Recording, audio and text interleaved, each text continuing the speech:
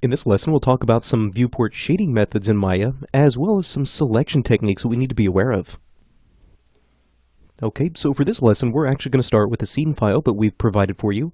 So let's go up to Open, and if you take a look inside the Introduction to Maya 13 Scenes directory, let's go up to 06 Begin. So this is going to be Lesson 6.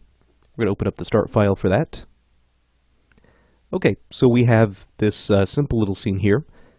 Now, up to this point, we've been looking at objects in the viewport in this simple wireframe mode. Now, this is going to be the default shading method in Maya, and to switch between this wireframe and some other shading methods, we're going to need to remember a few simple keyboard shortcuts. So this is primarily going to be done on the number keys on your keyboard. So the 4 key is going to be the keyboard shortcut to switch to this wireframe view. Next to that, we have the 5 key on your keyboard, which is going to switch us to this shaded mode.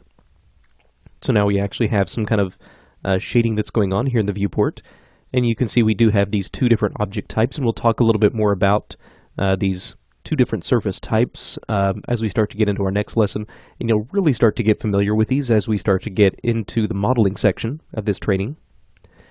So again, the 5 key is our simple shading mode. Next to that, we have the 6 key. Now the 6 key will let us see any textures that we have applied to our surfaces. And again, you'll learn a little bit more about textures as you start to get into the texturing section of this training. And next to that, we have the 7 key on our keyboard. Now the 7 key allows us to see any lighting that we have set up. So if I pull my camera back, you can see I have a couple of simple light sources here. And if I were to switch to something like my Move tool, I could grab the Move tool and then grab my lights and move those around. And again, if I have the 7 key pressed on my keyboard, I can see what that lighting looks like. Now, the results that we get here in this lighted view can really kind of be dependent on the keyboard shortcut that we used previously. So if I press 5, then 7, you can see we have a lighted view, but with no textures, just a simple shading. Now if I press 6, followed by 7, now we again have a lighted view, but now we can also see textures in the viewport as well. If you press the 8 key on your keyboard, that takes you into a Paint Effects drawing mode. Now typically you won't want to be in this mode, so if you find yourself in this mode accidentally and need to get out of it, just simply press the 8 key again. You can see that still leaves us in this Paint Effects drawing mode, so just switch to something like your Select tool. And there we go. Again, press 4, 5, 6, and 7. Okay, now let's talk a little bit about the process of making selections in Maya. Now there's a couple of different techniques that we have available to us. One is to simply click on your object to select. Now we also have the ability to sort of do a marquee select. So if you click and drag to select something, you can select an object that way. Now there's pros and cons to both methods. Number one, with this simple clicking method, it's a little bit more precise. You don't have to worry about accidentally selecting things that you don't want to. With this marquee select, I've known a lot of people who really kind of tend to use this as their default selection method, and it's really not a great habit to get into because you can accidentally wind up selecting things that you don't want. Anytime you do a marquee select, Maya will select anything that falls inside of that marquee, whether it's behind or in front of the object that you're actually trying to select. It'll grab everything in this area, which we can see here.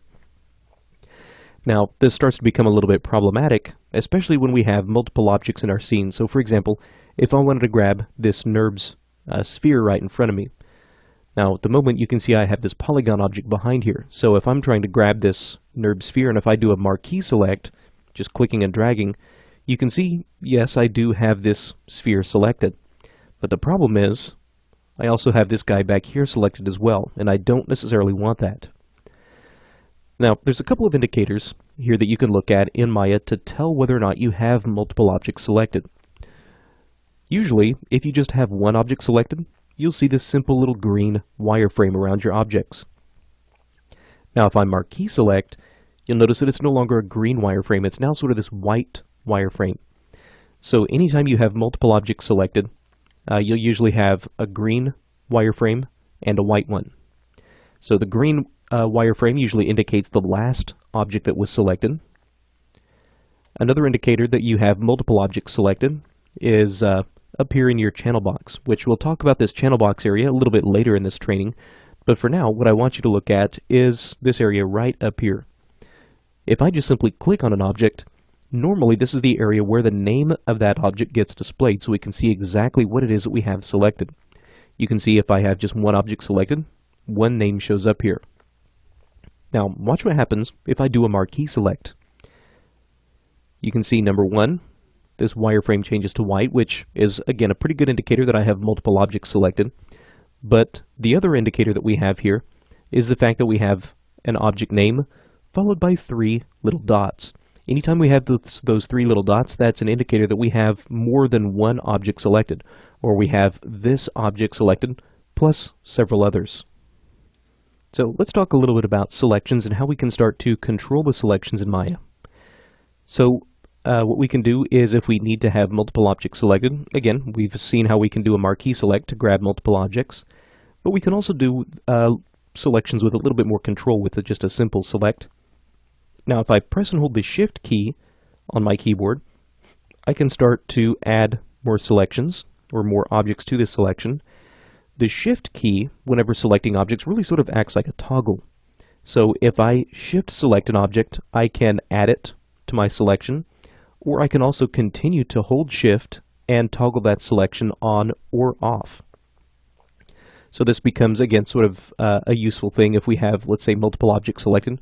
If I press and hold Shift and click and drag, you can see it, again, just sort of toggles the objects that are selected. So the objects that were selected are no longer part of my selection, and vice versa.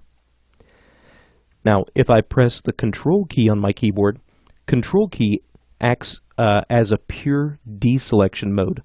So you can see as long as I press and hold the Control key, it's only going to serve to remove objects from my selection. Now if I press Control and Shift at the same time, this is used purely for adding to selections. So you can see if I press and hold Control and Shift at the same time and try to make my selections, it will only add. Okay, so these selection methods, as well as these different shading methods that we've looked at, are going to start to become really, really important as you start to use Maya on your own and start to move further through some of the later lessons in this course. Okay, so that's a look at how we can start to control the shading of our viewports, as well as controlling object selection methods inside of Maya.